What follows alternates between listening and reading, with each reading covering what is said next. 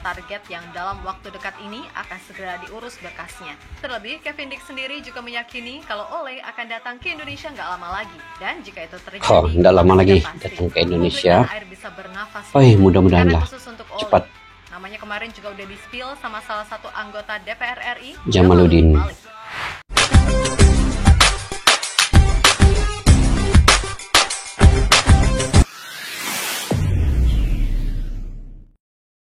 Assalamualaikum dan salam persaudaraan, salam sepak bola. Selamat bertemu kembali guys di channel Askalani Studio. Oke guys, hari ini tanggal 8 Kevin Dix patutnya mengambil sumpah WNI ataupun sumpah WNI, tapi saya tidak pasti sama ada sudah mengambil sumpah WNI ataupun belum. Jadi ini yang saya nantikan beritanya guys. Tetapi sebelum itu memang sudah confirm, sudah perkenankan oleh anggota-anggota DPR dan lain-lain, dan juga memang akan mengambil sumpah WNI pada hari ini. Dan sekarang ini saya masih lagi rasa kekurangan sebenarnya di timnas Indonesia ini, di pasukan timnas Indonesia ini, karena selagi belum ada striker yang murni, striker yang betul-betul punya kemampuan untuk mencetak gol, punya teknik dan gaya permainan yang kehausan gol itu.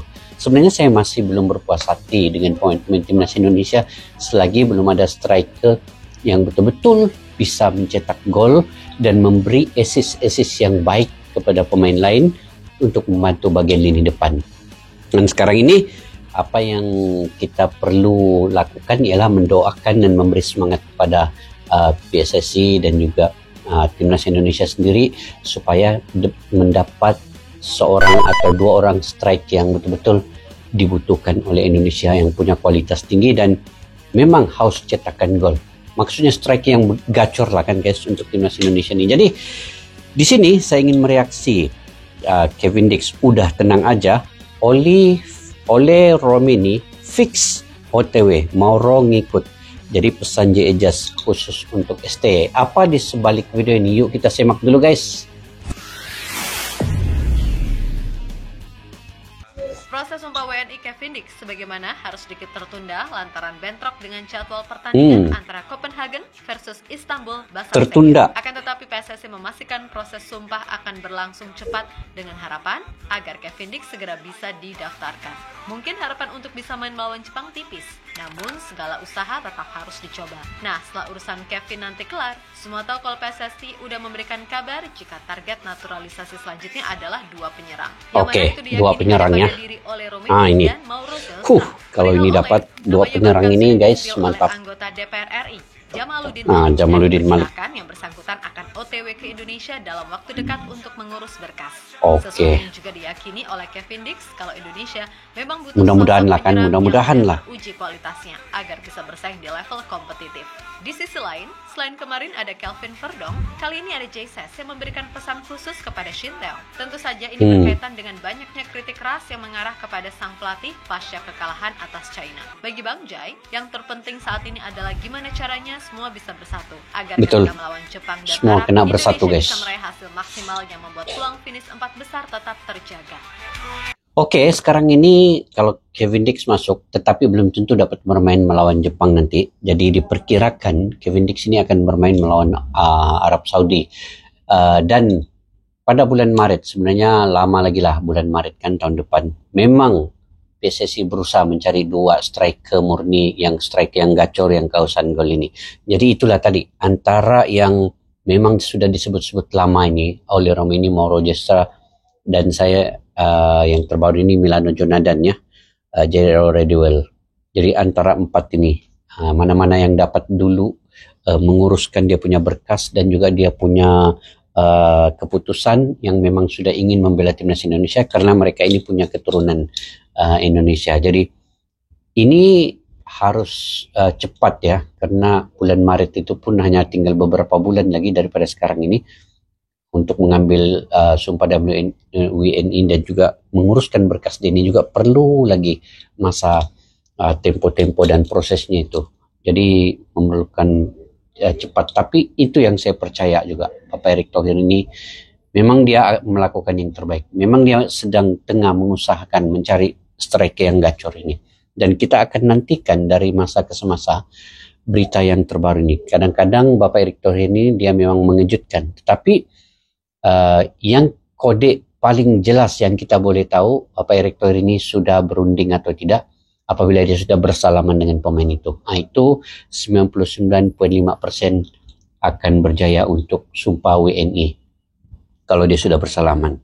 Oke guys, kita PSSI dipastikan akan mengebut proses sumpah Yunus WNI Kevin Nusi. Hal itu terjadi setelah proses sumpah terpaksa mundur lantaran bentrok ini jadwal pertandingan mundur FC lagi dia punya Copenhagen versus Istanbul Basaksehir di Conference League. Tentu saja hal ini sumpahnya. cukup membuat Ini tanah tengok air macam ini makin dia sudah kecewa. salam nih. Karena Kevin ini diharapkan bisa melakukan debut ketika Indonesia melawan Jepang. Yap, segala usaha pastinya akan dilakukan dengan cepat oleh PSSI serta pemerintah, walaupun hasilnya masih 50-50. Namun PSSI yakin jika semua proses Arya akan Sinulinga. dilakukan tepat waktu. Yap, keberadaan Kevin Dix memang dinilai akan meningkatkan level kualitas tim terutama di sisi pertahanan. Selain itu, Kevin juga menjadi tandem Tom Haye di lini tengah saat bersua Jepang, mengingat Ivar Jenner harus absen karena akumulasi. Memang di sana masih ada Nathan, namun suka tak suka, level Nathan belum sampai ke sana. Apalagi di 11 pertandingan terakhir Swansea City musim ini, Nathan sama sekali nggak pernah main. Maka dari itu, kalau Kevin bisa main, ia pasti bisa menjadi tandem Nathan ideal ini bagi pun Tom Haye, mengingat jarang Kevin ini main. juga punya kualitas distribusi bola yang oke. Mungkin yang jadi kendala besar adalah chemistry-nya. Walaupun secara bahasa nggak ada masalah, namun pemahaman gaya main serta adaptasi cuaca di Jakarta yang pasnya panas akan jadi tantangan tersendiri. Apalagi lawannya Jepang yang dijamin pasti akan bermain dengan gaya counter pressing tinggi, sudah pasti itu akan menjadikan ujian besar bagi Kevin. Tapi itu soal nanti, karena kami yakin Kevin punya cara tersendiri untuk mengatasi itu. Yang penting ini pemain prosesnya clear dulu, mulai dari sumpah sampai pindah federasi. Semoga semuanya bisa dilakukan dengan cepat. Ini mudah-mudahan cepatlah.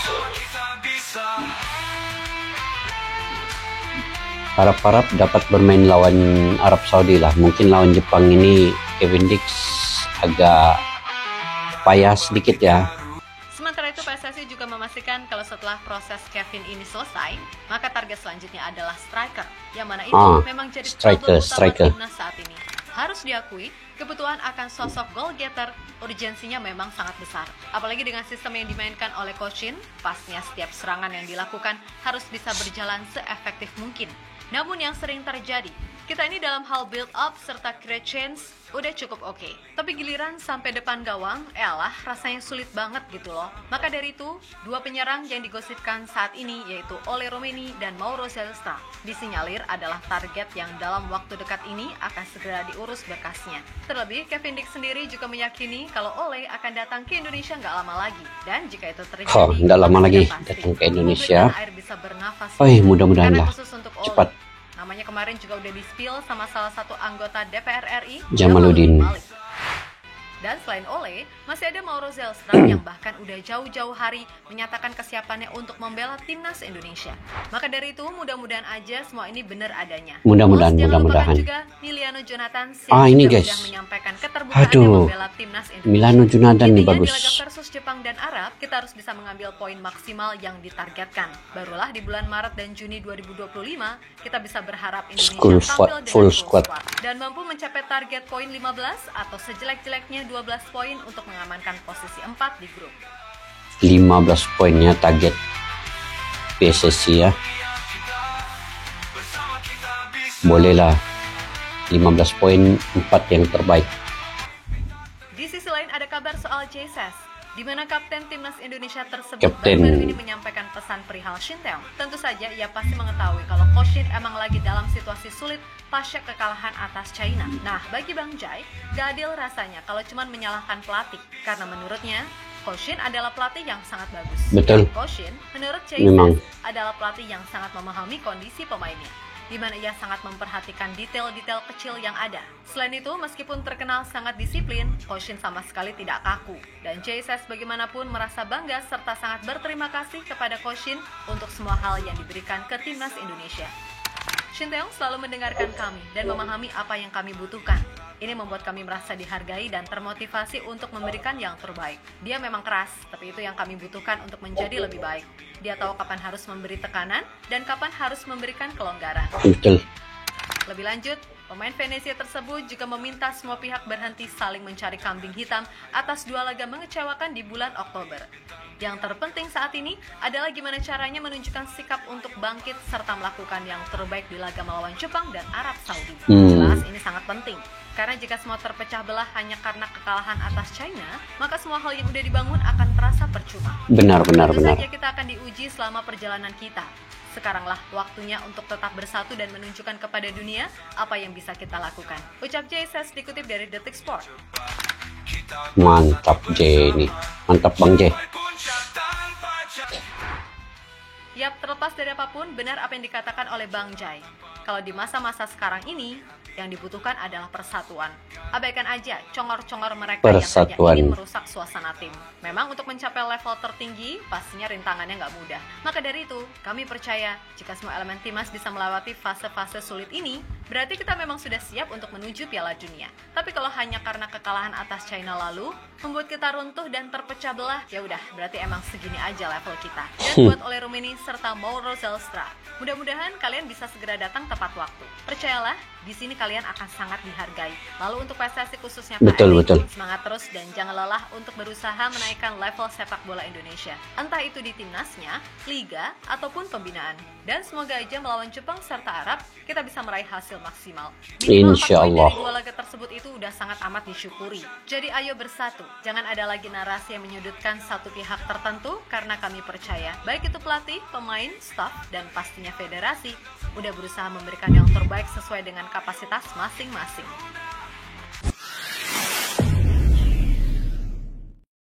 Oke guys, timnas Indonesia ini sekarang tengah menghadapi proses untuk perkembangan yang lebih baik dan standing dengan tim-tim besar levelnya seperti Jepang, Korea, Arab Saudi, China, Bahrain, Australia.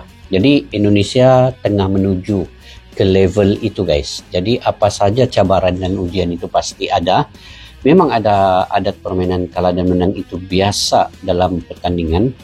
Macam mana pun Sinteyong tetap yang terbaik. Bagi saya Sinteyong tetap yang terbaik. Jangan hanya dengan kekalahan dengan China itu kita terlalu mengkritik yang negatif kepada Sinteyong ya.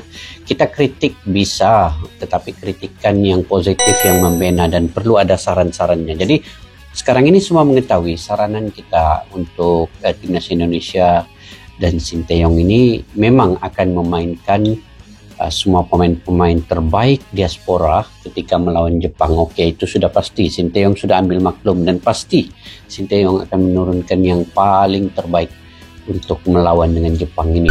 Dan sekarang ini hanya tinggal pemain-pemain dan taktikal itu perlu diikuti sepenuhnya. Selalunya Indonesia ini main menyerang dan pressing yang tinggi, itu perlu diikuti karena Jepang juga punya cara permainan yang pressing tinggi. Jadi itu perlu difikirkan juga oleh Sinteyong bagaimana cara mengekang pergerakan Jepang di bagian gelandang itu untuk menguncinya. Jadi saya juga mengharapkan Tom Haye dan juga Nathan Joe dapat mengunci pemain gelandang tengah Jepang supaya tidak terlalu bermain terbuka dan berleluasa Jepang membina build up itu. Itu yang penting, mengunci bagian gelandang itu. Dan sekarang ini tertuju juga kepada semua fans-fans yang ada di Indonesia untuk memberi dukungan penuh ketika di GBK nanti. Sebab 70.000 ataupun 80.000 pendukung timnas Indonesia itu bisa saja merubah keadaan mental pemain Jepang itu. Saya percaya itu. Sebab saya sudah pernah sendiri ke GBK. Mental pemain Australia itu juga terganggu sedikit karena suasana dalam stadion itu sangat luar biasa guys, dengan Mexican Wave-nya, dengan Garuda Ultras Garuda dan juga La Grande-nya, serta semua pendukung di dalam stadion berdiri menyatakan sokongan yang begitu mantap sekali, yang begitu padu sekali guys. Jadi saya ingin menyaksikan itu sekali lagi ketika lawan Jepang itu, supaya mental Jepang ini dia akan terprovokasi sedikit dengan kehadiran pendukung setia timnas Indonesia ini. Jadi kita doakan untuk perkembangan striker murni yang ada di Indonesia ini akan dapat cepat-cepat bergabung dan mengambil sumpah WNI. Tidak kira lah dia Oli Rominika, Milano Jonadanka ataupun Mauro Gestra, yang penting dia sanggup 200% bermain untuk timnas Indonesia untuk Garuda di dada itu. Dan apabila ada kejiwaan itu, pasti dia akan bermain 200% untuk timnas Indonesia dan dapat mencetak ataupun mencipta assist yang baik kepada teman-teman yang lain di hadapan, membantu Orat Mangun, membantu Rafael Strik dan juga Ilan Norendes. Oke, guys, saya pikir kita perlu menantikan dengan sabar dan tetap memberi dukungan dan semangat untuk timnas Indonesia menjelang laga melawan Jepang dan juga Arab Saudi ini, guys. Oke, bagaimana menurut kalian terkait dengan perkara ini? Kalian boleh komentar di ruang kolom di bawah. Oke, guys, kepada yang baru mampir ke channel ini, jangan lupa untuk subscribe, like, share, dan komen juga jika kalian suka dengan saya punya reaksi. Dan kepada yang sudah subscribe, selalu berkomentar secara positif, memberikan info-info terkini, terima kasih banyak. Saya sangat menghargainya. Oke, guys, terima kasih juga kepada seorang fans kita memberikan sawir ya, sawir RM5, 20.000 lah kan, kalau ringgit Malaysia itu RM5, kalau rupiahnya 20.000. Terima kasih banyak ya memberikan itu. Terima kasih, moga murah rezeki selalu. Oke, jumpa lagi. Assalamualaikum warahmatullahi wabarakatuh. Bye bye. Askalana Studio untuk kita channel yang bereaksi tentang apapun yang ada di Indonesia, channel YouTube dari Malaysia di Askalani Studio. Jika mau tahu tentang Indonesia, ayo like and subscribe channel kami Askalani Studio. Askalani Studio.